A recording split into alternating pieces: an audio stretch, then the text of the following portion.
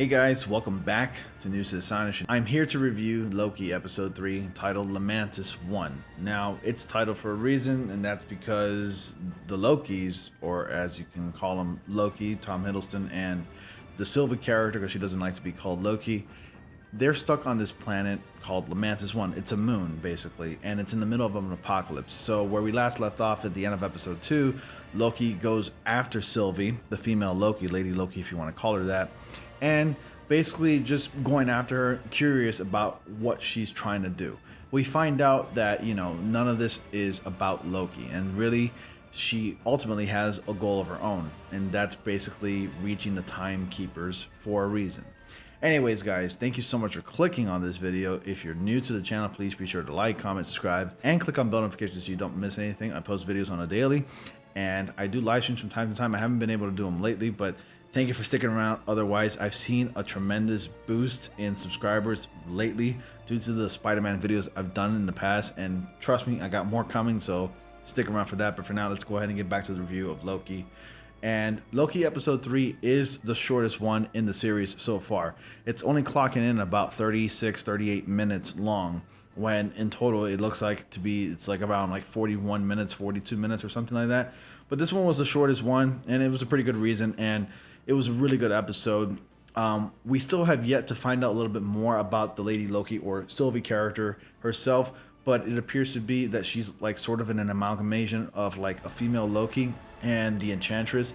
At least she's loosely based off of like the second version of Enchantress, where in the comics Loki gives his powers to the Enchantress, and it's also like the Enchantress is named Sylvie Lushton, if I recall correctly.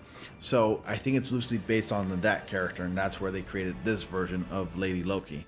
But aside from that, they basically get sent to this moon where it's in the middle of an apocalypse. They have to take shelter so they don't get hit by these like meteors that are crashing down, because right now this moon is about to face impending doom, and that's the destruction of this moon, where a planet's going to collide with it. And in the midst of it, basically what they're trying to do is trying to get like this 10 pad reset, at least to get more energy or a boost out of it, so they can go travel to another timeline or an earlier point in time. And not yet is still known about Sylvie's goal as far as reaching the time seekers, but I was under the impression, and I had this suspicion that the writers of the Loki series was given this misdirect, where us, the audience, was led to believe that this Lady Loki Sylvie, is like the worst version of Loki, or perhaps the antagonist of the series. But that doesn't appear to be so. Now, we might come across some other Lokis, because I know for sure there's going to be some other versions that they may come across when they're traveling the different timelines. But there's something sinister going on behind the scenes involving the timekeepers. And we also find out a really important detail towards the very end of the episode. And careful for spoilers, because there is going to be minor ones. But this is probably going to be the biggest spoiler yet. So if you haven't seen the episode, click away, watch it, and then come back to this review. So we find out a little earlier that Sylvie basically was able to tap into the minds of one of these soldiers, these TVA agent soldiers, and basically give them their greatest fantasy. Now, Loki was under the impression, and he understood, that the timekeepers created these TVA agents to guard the sacred timeline. But Loki was confused. It's like, what do you mean, like, these fantasies and their greatest memories? Like, what do you mean reliving that? I thought they were created by the timekeepers. And Sylvie responds with, no, they're just variants like you and I. And that left everything like that left me wondering, like, oh my god, did these timekeepers kidnap these peoples from like different points of their lives, like unwillingly? Like, they just forced them into like this agency to guard the secret timeline? These people were snapped, like they were snatched out of their lives. They could have had like families, children, jobs, and a life with friends and everything, and they were just snatched out of their reality just to guard a timeline. Like, I'm thinking, like, yeah, there's something big and and sinister happening behind the scenes involving the timekeepers. And I think Loki's gonna want to get down to the bottom of it, because Loki originally had his own agenda. You know how he is.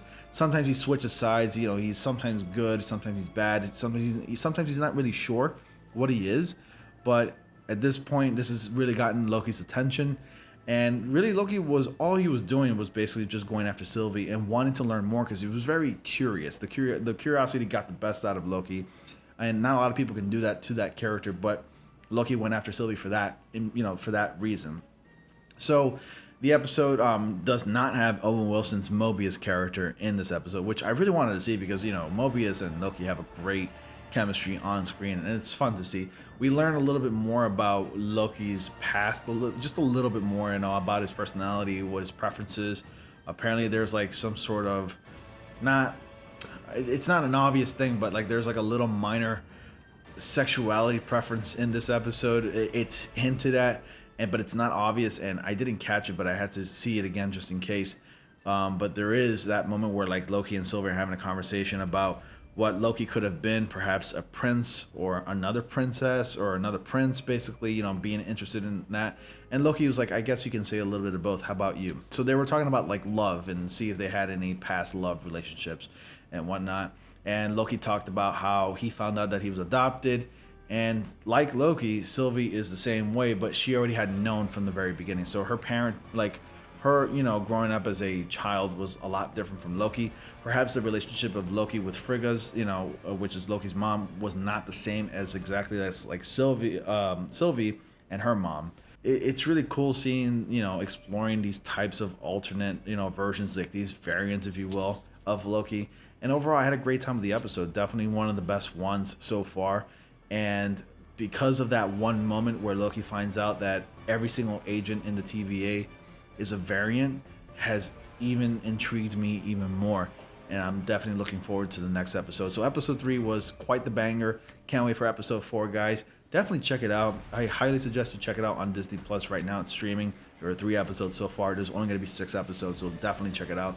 And if you're willing to wait for all 6 episodes to be streamed on Disney Plus, then go ahead and wait so you can go ahead and binge watch them all. But anyways, guys, that's it for my review for Loki episode 3, Lamentis-1. Definitely a great episode. Check it out once again, guys. Be sure to like, comment, subscribe, and click on bell notifications so you don't miss anything.